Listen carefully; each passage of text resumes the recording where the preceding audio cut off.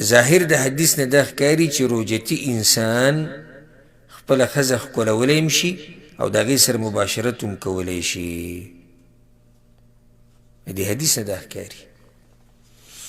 یو حدیث کې داسې هم راځي په صحیح مسلم کې شتي د عمر ابن ابي سلمه،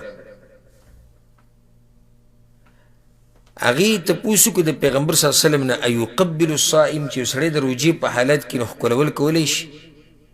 پیغمبر صلی الله علیه وسلم ورته وویل سل هذه، د دې ام سلمه نه تپوس وکړه که نه،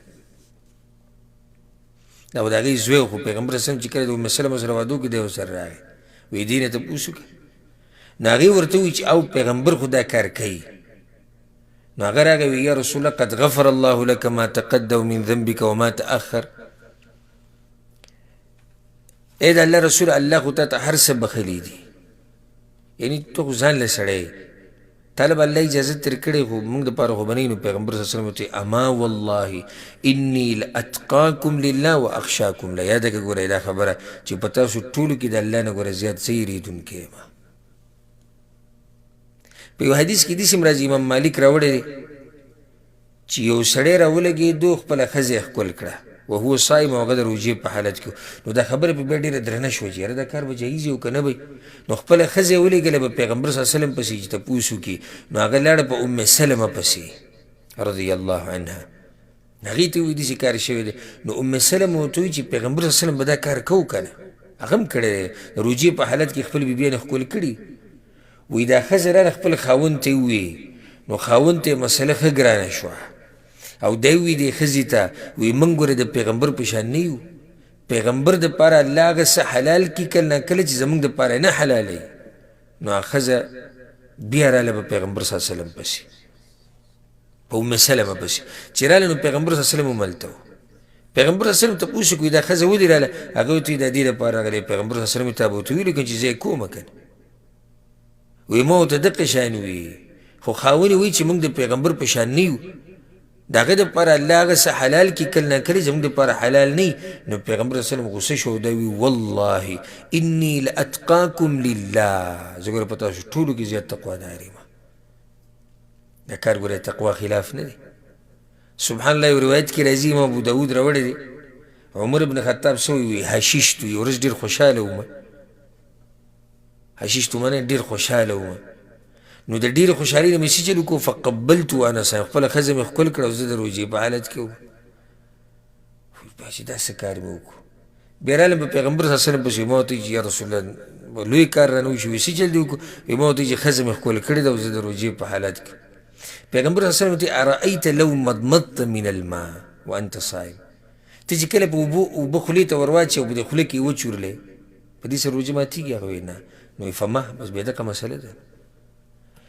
و دیجی که سبحان الله د پیغمبر صلی الله علیه وسلم دی پوهې ته ګوره څه ناشنا خبره کوي. سړی چې دې څه مطلب شو؟ مطلب یې دا شو یو سړی د خولې ته اوبه واچولې، مطلب دا چې تیری یې خو تیرې کړي نه دي، صرف یې په دې خوله کې وچورلولې او بیا یې تو کړې، روژه ورسره ماته نه شوه. نو دغه شان د کوروالي په ابتدا کې سړی ښځه ښکلوي، خو صرف یې ښکل کړه، کورواله خو یې نه دی کړی که نه. نو څنګه چې هلته صرف په خوله کې اوبه وچورلولې او بیا یې تو کړې، تېرې یې نه کړې، روژه یې ماته نه شوه. دلته خو د دې ښځې سره کوروالی نه دی کړی، خو صرف یې ښکل کړې ده. نو چې ښکل کړې ده نو بیا پې نشتي چې کوروالی پکې ونه شي.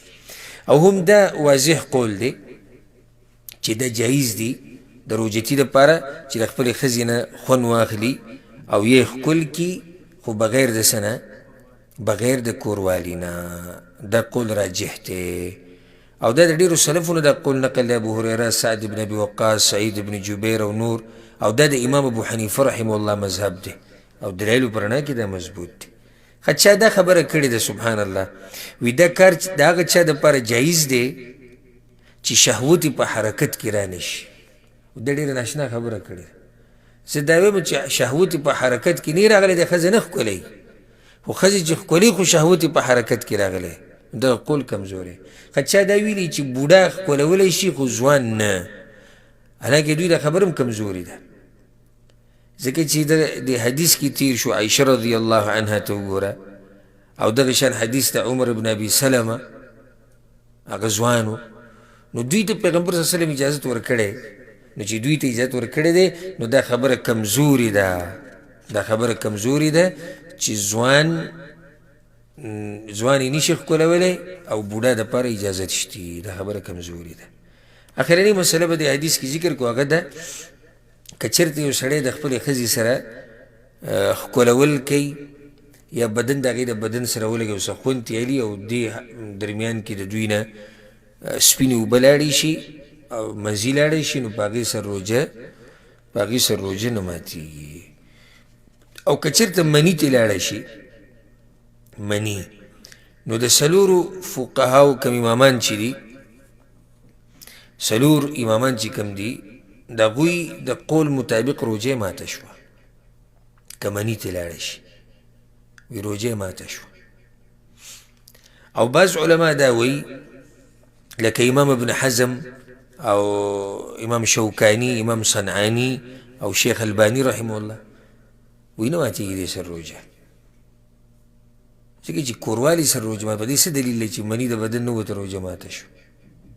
هغه ورته ووایي حدیث کې دي چې یدعو شهوته، الله وایي د زما لپاره شهوت پرېښودی، نو ده چې دا منۍ دا کار وکړو دا یې شهوت پوره کړو که نه، مني چې ترې لاړ، نو دوی ورته جواب کې ورکوي دا ښځې چې ښکل کړی وایي دی د څه نه ښکل کړی وو، شهوت نه و، شهوت خو دا و. نو خپل ځاني خو زما زړه دقې ته مطمئن کېږي، کوم قول چې د امام ابن حزم دی او د شیخ الباني او د صنعاني او د شوکاني، د دوی دا خبره چې دلیل کې سوچي کې دا مضبوطه ده، خو احتیاط دې کې دی، احتیاط دې کې دی چې که د چا نه مني لاړه شي نو بیا دې په ځای بله روژه ونیسي. دا به احتیاطي قولي، والله اعلم.